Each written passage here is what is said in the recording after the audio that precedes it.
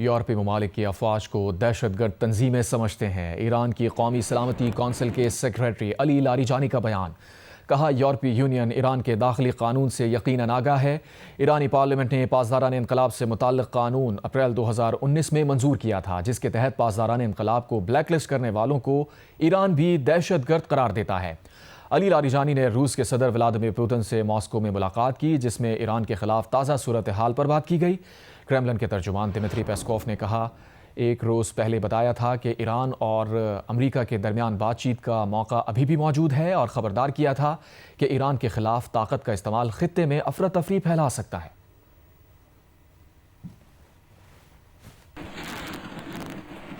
America ने Saudi अरब को मुमकिना $9 अरब के पेट्रियट मिसाइल्स की फ़रोख्त की मंजूरी दे दी है। सऊदी अरब को जदीद कैपेबिलिटी मिसाइल और मुताल्लिक़ा आलात फराहम किए जाएंगे। बैनुल-अक़वामी एटमी तवानाई एजेंसी के साबिक़ सरबराह मोहम्मद अल-बरादी ने कहा है कि ईरान पर हमलों की धमकियां इराक़ जंग की तैयारियों जैसी गूंज रखती हैं। अल-बरादी ने कहा कि एकतरफ़ा धमकियां ऐसे वक्त दी जा रही हैं जब ईरान की जानिब से कोई वाज़ेह या मौजूद ख़तरा नज़र नहीं आ रहा, और ये सूरत हाल बैनुल-अक़वामी क़वानीन की खिलाफ वर्जी है। ऐसा ही इराक़ के ख़िलाफ़ गैर अखलाक़ी और गैर कानूनी जंग से पहले किया गया था। मोहम्मद अल-बरादी ने कहा कि इंसानी ज़िंदगी और इलाक़ाई तबाही लगता है मसला ही नहीं समझी जा रही, हम कभी सीखना ही नहीं चाहते।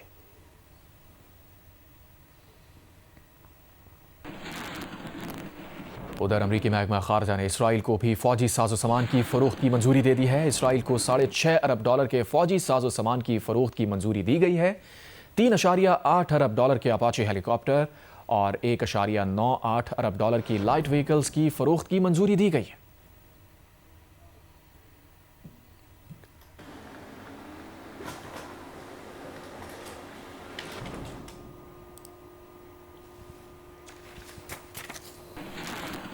आलमी सालिसी अदालत ने भारत को पाकिस्तानी दरियाओं पर कायम पनबिजली मनसूबा का रिकॉर्ड पेश करने का हुक्म दे दिया।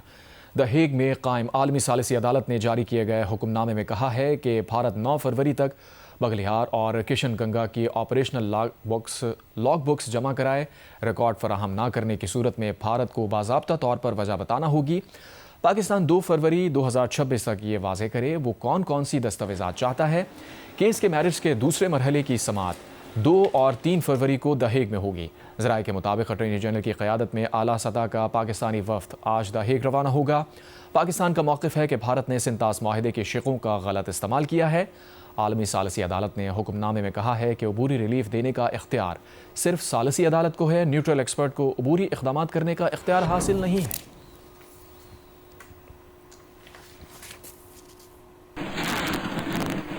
बानी पीटीआई की दाईं आंख की रगों में दबाव की वजह से बिनाई पर असर हुआ। पिम्स अस्पताल के एग्जीक्यूटिव डायरेक्टर राना इमरान सिकंदर ने वीडियो बयान में कहा, बानी पीटीआई ने कुछ रोज़ कबल दाईं आंख की बिनाई में कमी की शिकायत की थी।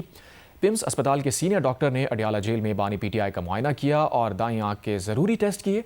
बानी पीटीआई के मजीद इलाज के लिए सीनियर डॉक्टर ने अस्पताल भेजने की सिफारिश की। गुज़िश्ता हफ्ते और इतवार की दरमियानी शब बानी पीटीआई को तजवीज़ करदा इलाज के लिए पिम्स लाया गया। इलाज से पहले बाकायदा तहरीरी रजामंदी भी हासिल की गई। बानी पीटीआई का इलाज ऑपरेशन थिएटर में जरासीम से पाक माहौल और निगरानी में किया गया। बानी पीटीआई का इलाज तकरीबन 20 मिनट में बखैर खूबी मुकम्मल हुआ।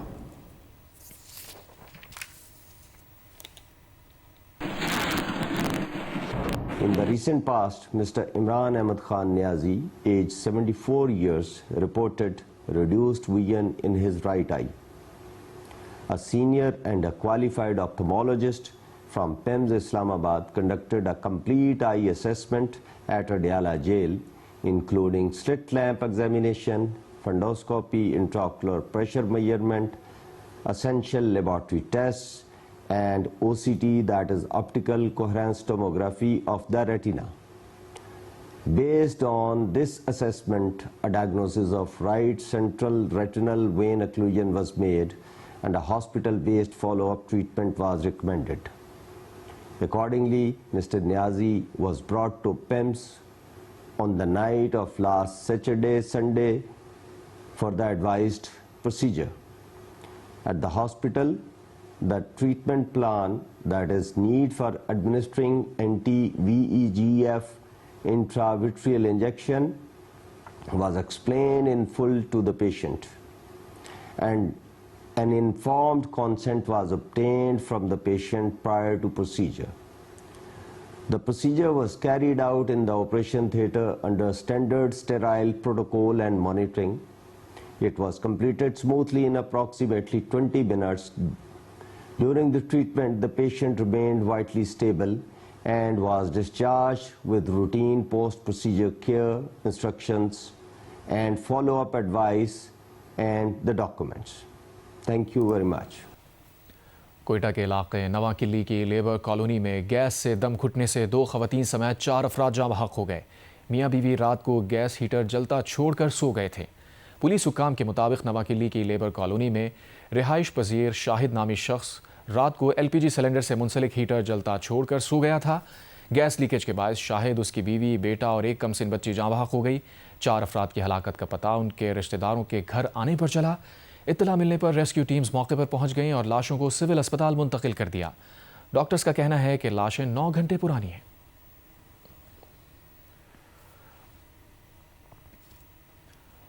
बलूचिस्तान के साहिली शहर गवादर में पानी के तवील बहरान के बाद सूरत हाल मामूल पर आ गई है। मीरानी डैम से टैंकर के जरिए पानी की फराहमी रोक दी गई है। गवादर डेवलपमेंट अथॉरिटी के हुक्काम का कहना है कि सूरत हाल की मुसलसल मॉनिटरिंग की जा रही है और ज़रूरत पड़ने पर टैंकर सप्लाई दोबारा बहाल की जा सकती है। गवादर डेवलपमेंट अथॉरिटी हुक्काम के मुताबिक शादीकोट ट्रांसमिशन लाइन और चाइनीज़ डिसैलिनेशन प्लांट से पानी की फराहमी बेहतर होने के साथ साथ हालिया बारिशों के नतीजे में गिरदोनवा के देहात गांव में भी पानी दस्तयाब हो गया है, जिसके बाद इजाफी टैंकर सप्लाई की ज़रूरत इस वक्त बाकी नहीं रही है। इस तरह अक्टूबर 2025 से जारी पानी बहरान पर तकरीबन मुकम्मल तौर पर काबू पा लिया गया है। गवादर डेवलपमेंट अथॉरिटी हुक्काम के मुताबिक टैंकर के जरिए पानी की फराहमी अगरचे हुकूमत के लिए नहायत महंगा और दुश्वार अमल था, ताहम शदीद बहरानी सूरत हाल में ये इक़दाम नागुज़ीर हो चुका था।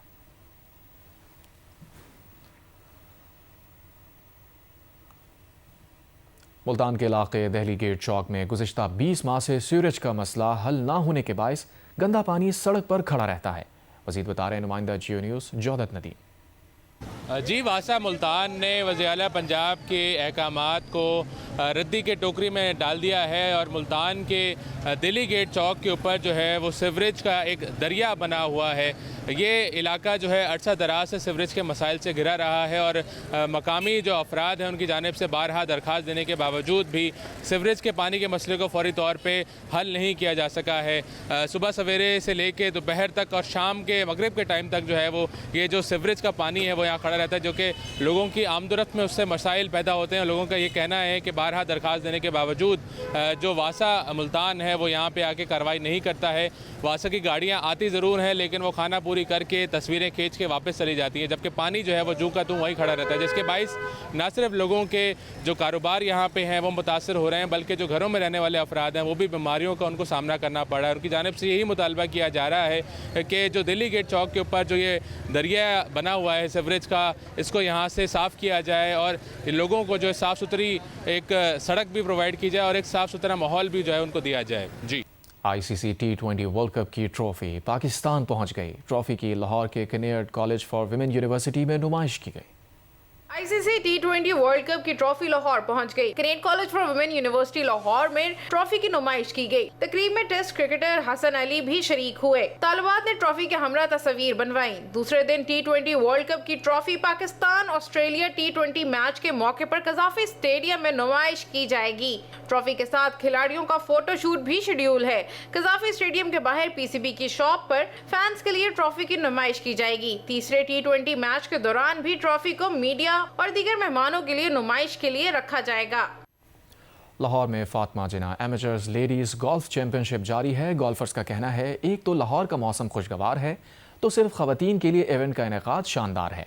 इससे खवातीन गोल्फर्स को अपनी महारत सामने लाने का मौका मिलेगा। लाहौर के royal palm golf and country club में फातिमा जिन्ना एमेचर्स लेडीज गोल्फ चैंपियनशिप जारी है, जिसमें 30 से ज्यादा गोल्फर्स एक्शन में हैं। खवातीन गोल्फर्स के दरमियान नेट और ग्रॉस में सख्त मुकाबला है। खवातीन गोल्फर्स का कहना है कि लाहौर का मौसम गोल्फ के लिए आइडियल है। खवातीन के लिए गोल्फ के ऐसे इवेंट्स की बड़ी जरूरत है, मुसलसल होने चाहिए। किस्म के एक्सक्लूसिव लेडीज़ इवेंट्स लाजमी होने चाहिए ताकि लेडीज़ जो हैं वो भी थोड़ा इनकरेज फील करें और वो भी पार्टिसिपेट करें और वो भी गोल्फ के अंदर थोड़ा ज़्यादा इन्वॉल्व हों। मुझे बहुत अच्छा लग रहा है, बहुत अच्छे टूर्नामेंट ऑर्गेनाइज्ड है, बहुत लेडीज़ आई हैं। इस दफ़ा एंट्रीज फीमेल्स की बहुत ज़्यादा है, तो अच्छा है कि आप अप्रिशिएट करें फीमेल को, और इस तरह का अगर एटमॉस्फेयर मिले तो मुझे लगता है कि फीमेल को आना चाहिए। फातिमा जिन्ना लेडीज गोल्फ चैंपियनशिप इतवार तक जारी रहेगी। कैमरामैन जवाद हैदर के साथ सुहेल इमरान, जियो न्यूज़, लाहौर।